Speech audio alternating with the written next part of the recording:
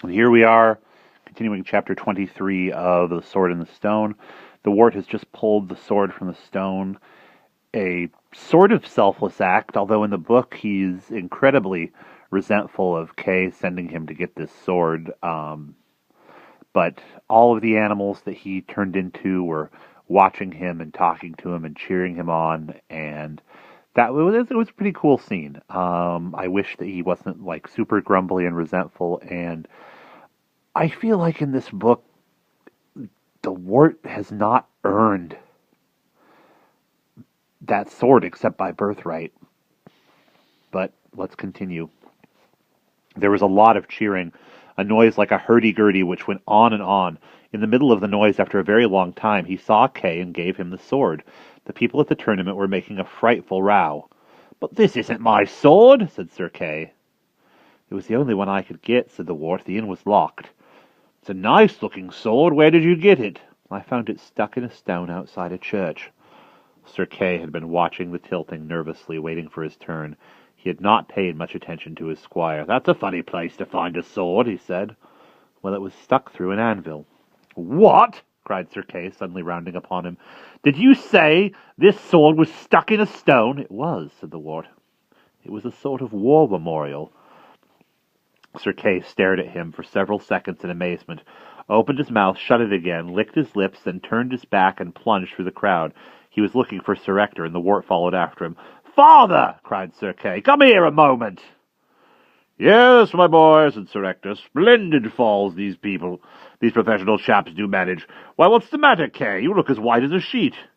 Do you remember that sword which the King of England would pull out?" "Yes. Well, here it is. I have it in my hand. I pulled it out." Sir Ector did not say anything silly. He looked at Kay, and he looked at the wart. Then he stared at Kay again, long and lovingly, and said, "We will go back to the church." "Now then, Kay," he said, when they were at the church door. He looked at his firstborn again, kindly but straight between the eyes. "Here is the stone, and you have the sword. It will make you King of England. You are my son that I am proud of, and I always will be, whatever happens. Will you promise me that you took it out by your own might?" Kay looked at his father. He also looked at the wart and at the sword. Then he handed the sword to the wart quite quietly. He said, "I am a liar. Wart pulled it out." As far as the wart was concerned, there was a time after this in which Sir Ector kept telling him to put the sword back in the stone, which he did, and in which Sir Ector and Kay then vainly tried to take it out, and the wart took it out for them, and stuck it back again once or twice. After this there was another time, which was more painful. He saw that his dear guardian Sir Ector was looking quite old and powerless, and that he was kneeling down with difficulty on his gouty old knee. "Sir," said poor Sir Ector without looking up, although he was speaking to his own boy. "Please don't do this, father," said the wart, kneeling down also. "Let me help you up, Sir Ector, because you are making me unhappy." Nay, my lord," said Sir Ector, with some feeble old tears.